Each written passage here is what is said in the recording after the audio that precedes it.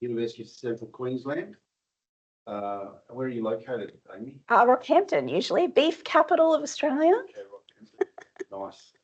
And Amy's come down to Adelaide to do some study. Her principal area of research is families in the military, but she also serves in the Royal Australian Navy Reserve.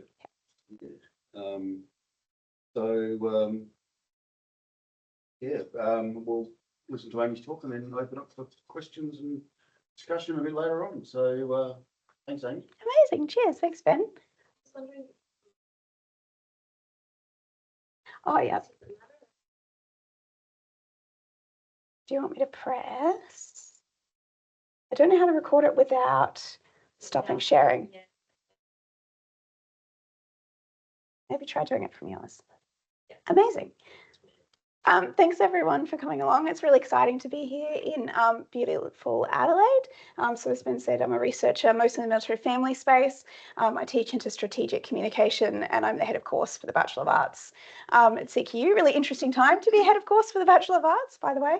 But I really, really enjoy it and it's fabulous. So this is what I do as both sort of a research area and a real passion project. I'm a CIRCAT 3 public affairs officer for those in the know. And so, this impact of military families is just something I see over and over and over again.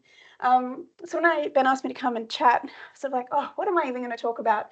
And then I just decided, you know what, let's just give you a big overview of everything I've kind of been thinking about or working on for the last 5 or 6 years.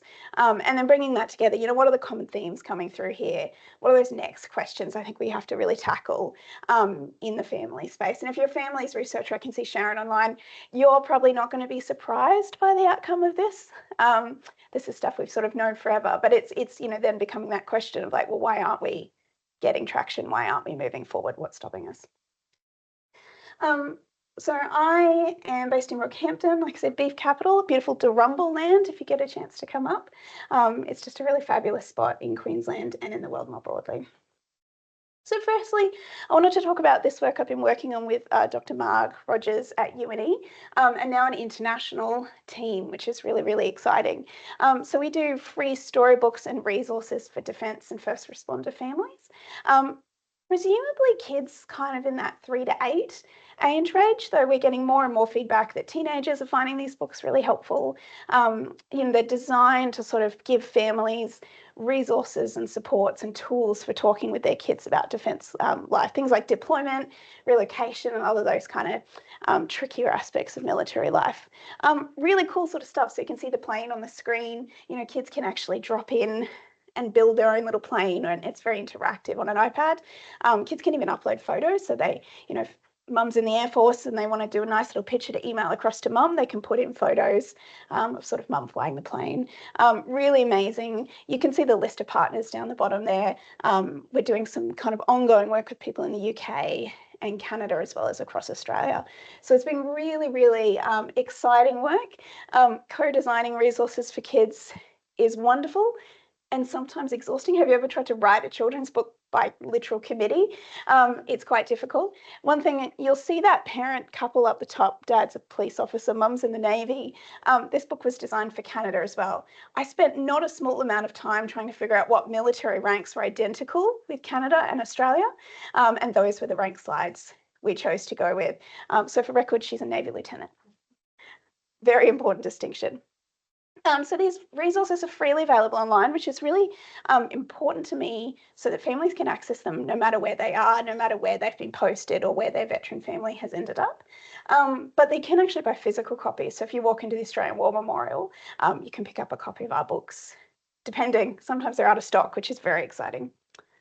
As time goes on with this project, we've been asked more and more to actually, have this demand for what, calling trickier aspects of military life. So we worked, let's say, for example, on a book on moral injury. And so for families whose parents are experiencing moral injury as a result of service, and talking through, with kids, like what does that look like in different families?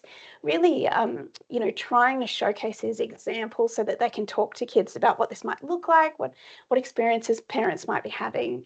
Again, really tricky stuff where, in the moral injury book, dad drinks a bit too much. And so writing a children's storybook about a parent who has an alcohol kind of abuse issue.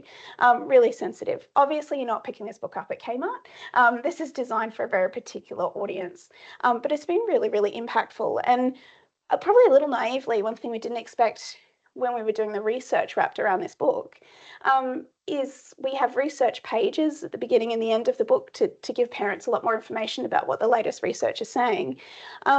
So many of the comments were actually older people, perhaps kids of people in the Vietnam War, saying to us, actually, you've just described my upbringing. Like, this has been so healing for me reading this. You described my childhood, you know, and that's been so powerful to actually see that it, you know, as a children's book that got probably that conversation happening even in that adult's life for the first time. So really impactful. The current book in development is about complex PTSD or PTS, funded by Combat Strength at the University of Bath and being tested with military families in the UK. So it's still a work in progress. You can see the graphics are a little bit janky at the moment. Can't remember. I'll get back to you on that one, Ben. Top of my head. So that one's hopefully going to come out later this year once we've tested it with families and worked it through. And again, you know, really proud of this idea that families can access this sort of stuff no matter where they are, no matter, you know, if they're in childcare centres that have a big defence presence or a small one, educators can get online and learn a bit more about being part of a defence family and what to do and where to get resources from. So handy dandy QR code there if you're interested. Website is getting massive now, we'll probably need a redo, but all of our resources, all of our books, all of everything is available to download for free, all on there. So shifting tack a little bit, I wanted to share with you some findings from a study that we did on military partner wellbeing, actually collected as part of a CQ honours student. She was an Army spouse and has gone on to be an Army psychologist. So she went well and above an honours and collected a huge amount of data, really comprehensive, and we're continuing to work with this data. So in this study, we're like, look, there's more and more interest in military families and service families more broadly, but like what actually impacts their well-being? You know, what works, what doesn't work, what factors are there? So we figured out, sorry, there were two parts to this. A survey with 444 participants, which is pretty, no defence funding, right? Like this is all, no funding at all, grassroots, reaching out sort of stuff. For reference, that same year, the Defence Family Survey only got another 200 or 300 people in it. So we were pretty proud of the footprint of this particular data set. 63.5% had children, and then we went on and did another 32 interviews, mostly female, all female participants, same age range and roughly the same amount also with families. So what we found in this, two probably really significant wellbeing predictors. Unsurprisingly, probably social support, people having access to people that they can, you know, talk to about what's going on and get kind of that practical element, you know, someone to come and have a coffee with or help you fix your dishwasher when it's broken. But 31.1% of our participants actually said they were lacking social support in their current connection or their current location. You know, that's starting to point to probably quite a socially isolated group of people, actually. And so that's where we're taking this work next, is to think of this idea of spouses as a potentially socially isolated group and maybe what we can do about that. And of course, you know, for people in the defence area, you know, that social isolation or that disconnect of social support is caused by those frequent relocations, that geographic isolation, and that difficulty maintaining relationships during deployment and absences, and what that looks like. And yet that social support provides not only that emotional connection, but also that practical assistance, someone to actually turn up to your house and actually help you get things done. The other part of wellbeing was desired employment status. Now we chose that term really, really carefully because for some of our participants, you know, they might want to work full time, but they're only in a casual role because, you know, moving around has disrupted their employment goals. For some of them, they weren't working and they loved not working, and that was exactly what they wanted to be. For others, they were working and they didn't want to be, but they had to choose to work because of family finances. So 43.7% of our participants indicated that they were not in their desired employment status. So that's pretty huge when you consider that people being in employment that they feel great about was such a strong wellbeing protected factor. So puts partner employment, really on that focus list for us as a community, knowing, of course, that employment is disrupted by things like relocations and deployments and all the things that also disrupt them, from social support and building career continuity. And there's been a lot of work in this space, I think, in the last kind of 5-10 years, a lot of it driven by Amanda McHugh, which has been really fantastic. But we're still, I still don't think we've gotten there and gotten it right. So out of curiosity, other significant wellbeing factors were things like younger age and being of an officer rank, and sort of then that neutral was older age, other ranks, and the impacts of COVID-19, which we also tested because it was around the time we were collecting the data set. The younger age thing is really interesting because it contradicts defence data that actually says younger spouses are better off. Oh, sorry, worse off. It's the opposite. So we're kind of intrigued as to what's going on there. Is it a cumulative effect where people, over time, those wellbeing impacts get worse? Or is it kind of the opposite in the sense that, people who aren't dealing so well with their wellbeing get out? So there's a little bit of a survivorship bias sort of thing going on. Unsure as yet. Our data set had far more other ranks than is typical in Defence's data work as well. So that was really interesting for us to have a look at. Surprisingly, deployments and relocation were not statistically relevant to wellbeing scores, which probably surprised us. We thought that's probably because of things like adaptation. These are expected parts of military life. We throw a ton of resources at them, right? We expect them to be hard, and so we put a lot of work into this sort of space. Things like social support or employment disruption, can be different from posting to posting to posting. Not every posting or not every deployment is exactly the same. It's such a normalised part of defence life as well. We thought, that cumulative effect, I think honestly, if we could go to defence and say, you know what, we've done the research, it's deployment 4 that breaks people, don't deploy people more than 4 times. I think they would genuinely take that on board.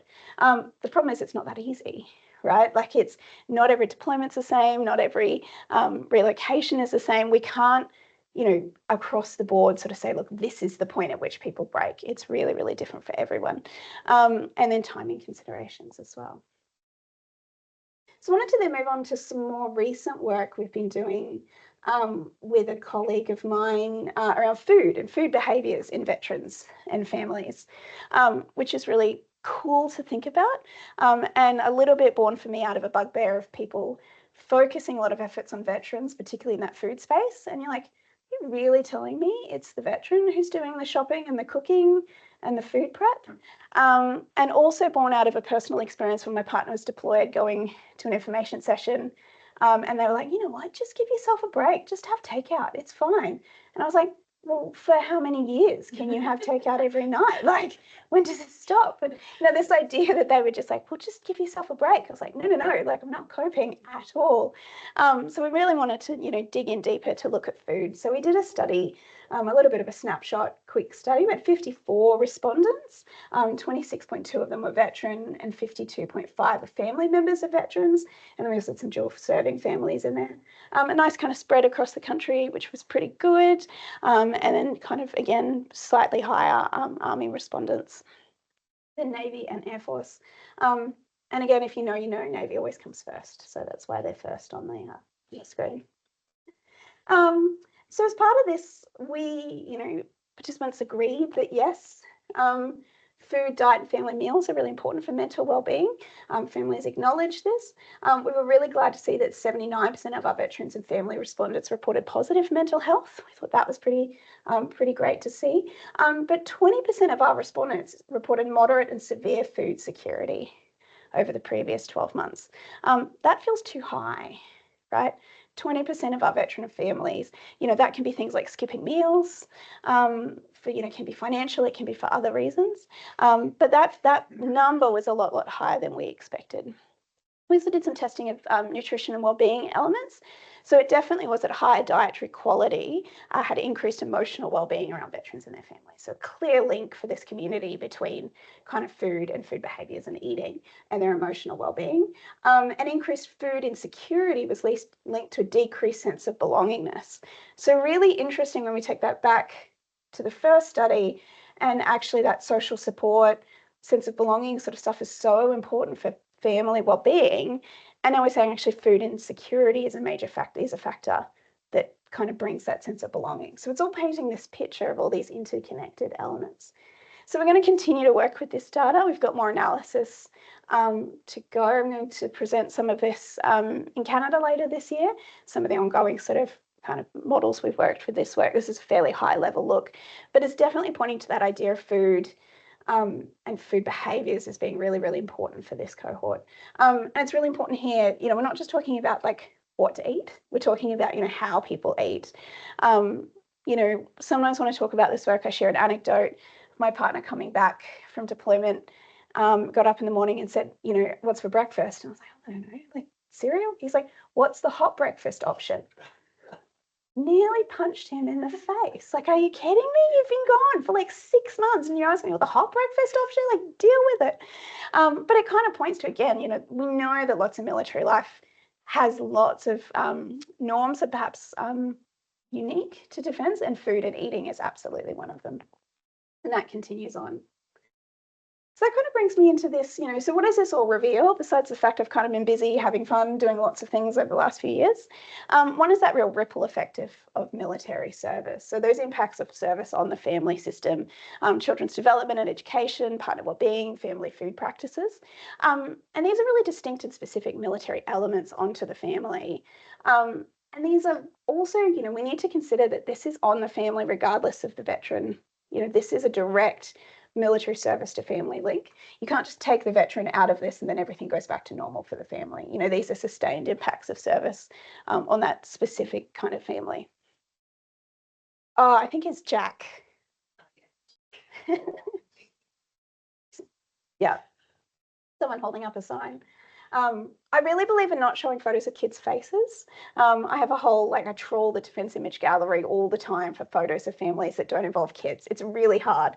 I'm quite protective of it. So the other part of this, it keeps pointing to this idea of invisible partners. So partners and children are often overlooked, but they're really, really important. They're a really important part of this dynamic. They're significantly impacted by service.